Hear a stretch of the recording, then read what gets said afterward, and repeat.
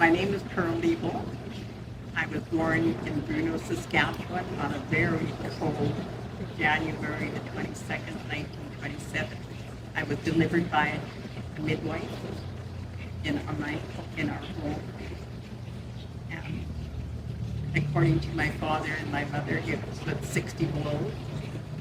I had four brothers after me, and then two sisters, and then another brother. I took care of most of them. And I enjoyed it very much. I live 8.5 miles south of Bruno, Saskatchewan. My parents owned a section of land in the town, so we got to town maybe once in a month. And we went to school in a little old country school, and it was one room for 60 children and one teacher, and they taught all the grades.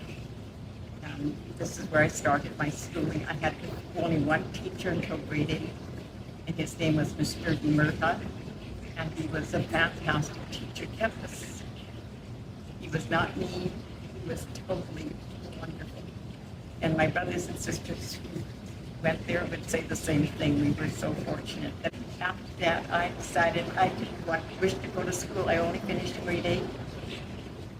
And I decided that I'm just planning on getting married and have children and just enjoy that kind of life. My brothers and sisters, they carried on and went to different schools and high schools later on in life, but we did enjoy that little school. And then we moved to Osoyoos, British Columbia when I was 19 years old. My youngest brother was just, I think, a year and a half old, and the rest of us. So Osoyoos has been my home ever since. Well, you know, when you're a farmer's daughter, and I only knew how to milk cows, gather chickens, and carry water. We never had electricity. We never had running water. We carried everything in, carried everything out. And we had chickens and turkeys and horses and cows and all these things that we grew up with. So we never were hungry. I never felt I was poor. And I'm sure nowadays we would say we're very poor. But we never felt that. I enjoyed it. We had concerts at the school, we had dances at the school, we had lots of entertainment. We would go to the neighbors, and my father would play cards, my mother would gossip with the ladies, and us kids just had fun running around and just screaming and hollering. And I did lots of that too. And Daddy went and bought a little house right across from the St. Anne's Church here in Osoyoos. And that's where everybody grew up. I was 19, so my youngest brother, like I said, was 1.5. So my mother and father lived there for a long time, grew us all up. And we had Daddy built a grocery store, so I then became a clerk in this grocery store. We would pack cookies, we would do all these things, and pack candy, everything come in bulk. And nowadays, that would be absolutely not allowed. We did. It was a lot different. And Daddy charged people because we used to charge back in Saskatchewan and then pay when our grain was harvested. And Daddy thought, well, that was the rule of the. So many people, most people paid, but that was his thoughts. And then he sold us when I got married, and then my brother got married. He said, if my children can't help me, then I'm going to sell the store. And he sold the store, and then I still carried on working for the new owners when I got married to my husband John.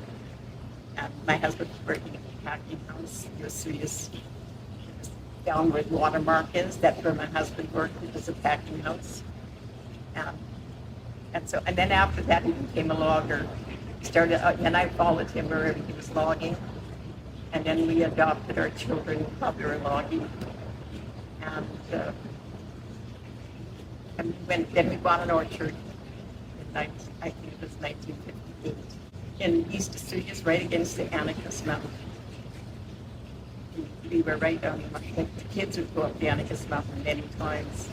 We had 17 acres, and we had grew everything.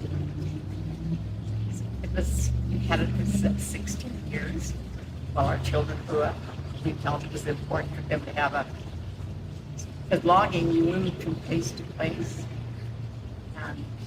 and our children had a wonderful life on the farm. We grew everything but apricots. We grew 2 different kinds of pears, and we grew, I think, give it be 4 or 5 different kinds of peaches.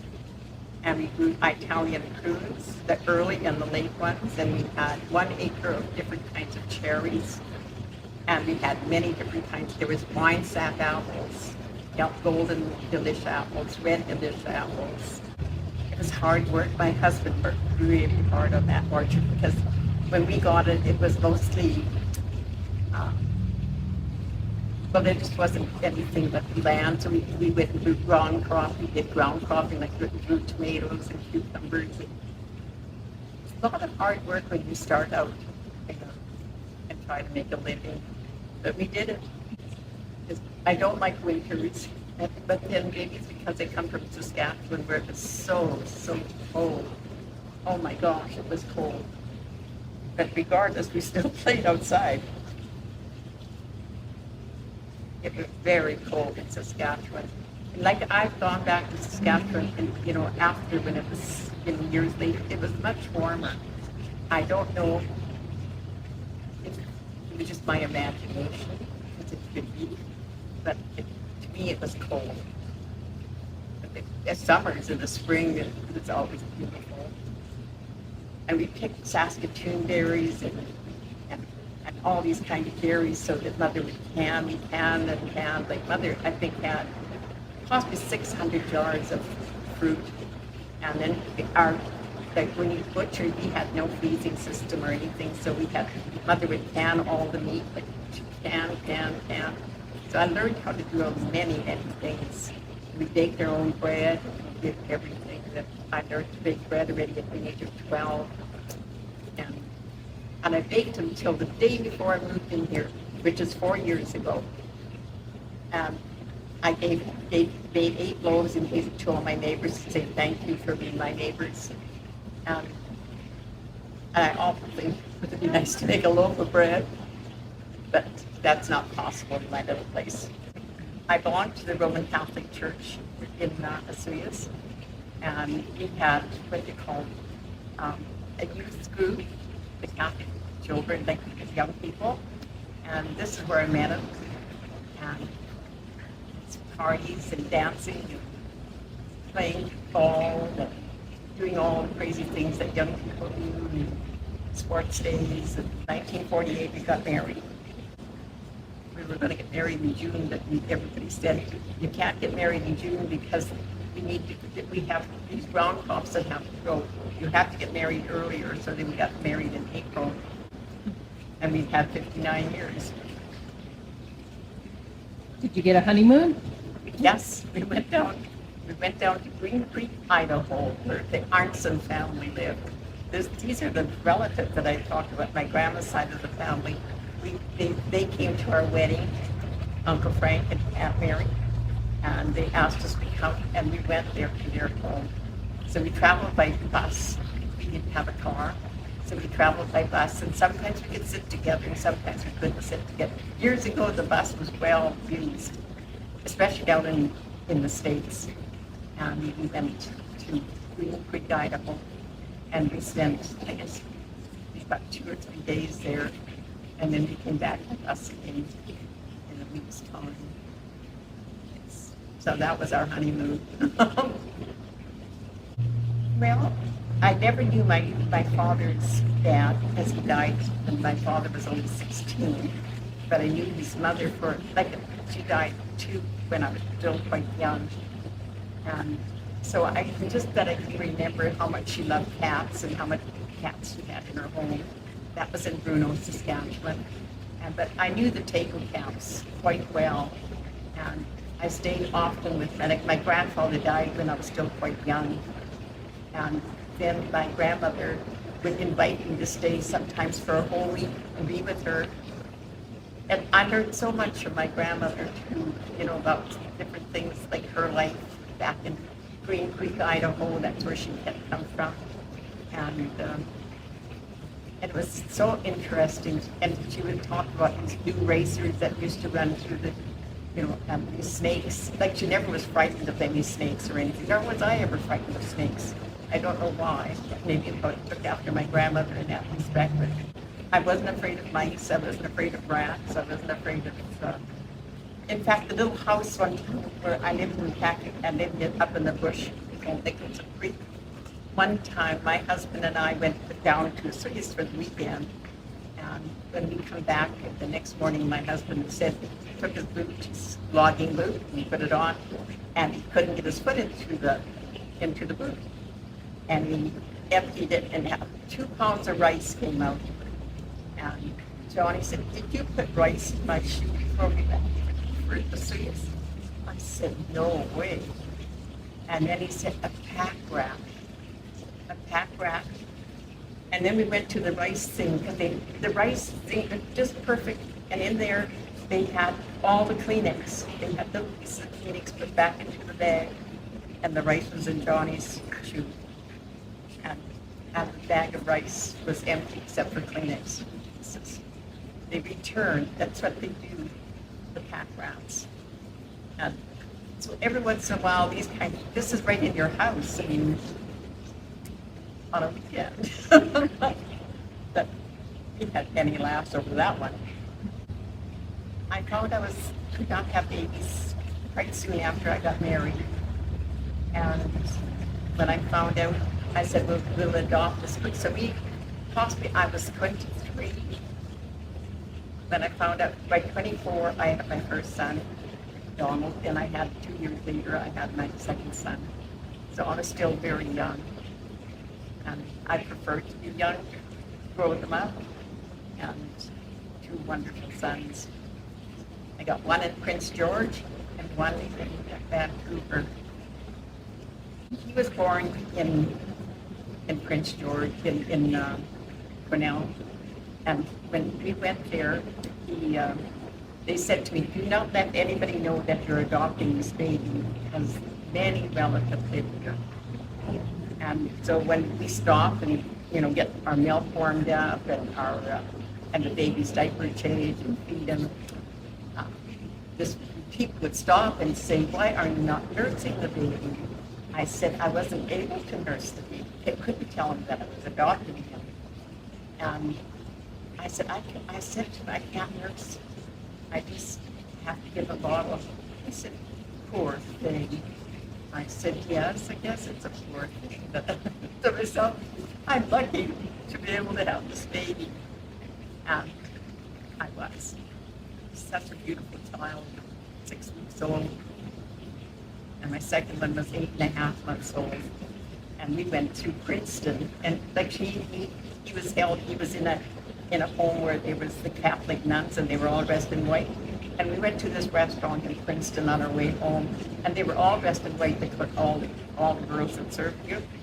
And he always wanted to always go to these girls. And they said, "What a friendly child." I said, "Yes, he is friendly." I didn't want to tell him. He just come from a place where there was all these nuns that were dressed in white. And you are all dressed in white. Now those days, nobody's dressed in white. So those are good memories to remember of your child. He was the first grandchild for my mother and father. And my mother and father just loved these 2 boys. It was wonderful. And they just have so many wonderful memories of my mother and father too. So it's good. At one time, my granddaughters were in Kelowna. When my son and his wife got married, they lived first for a while in the Suyas, then they moved to Kelowna. And I used to go up there a lot, or they'd come to my house a lot. And then all of a sudden they moved to Victoria, and that was when that happened, then you kind of lose track of your granddaughters, but they're still your granddaughters forever, and they're wonderful. One is now 43, and the other one's going to be 41. And like I said, just wonderful. I just hope they have as happy a life as I've had, because I've had the best. I always say to everyone, I couldn't, there's nothing bad that has happened. Everything has been so fantastic. And I enjoy everything. And there's so many wonderful relatives. I have the best relatives in this world. Sister-in-laws, brother-in-laws. My 3 brothers in Kelowna, they come separately and they'll bring us a meal. I have a sister-in-law that lives in here as well. And sister-in-law and I will sit here and they'll bring us some of the most special food. And then we sit here and talk for an hour, then they go home. So that is so fantastic for Mary and I. And Mary's family is the same thing. When they come, they bring food. We sit here and talk for an hour. Then they go on home, and we know how to wonderful time. Very good. Any last words before I turn the camera off? I hope you enjoy this family. I hope you enjoy what I just did.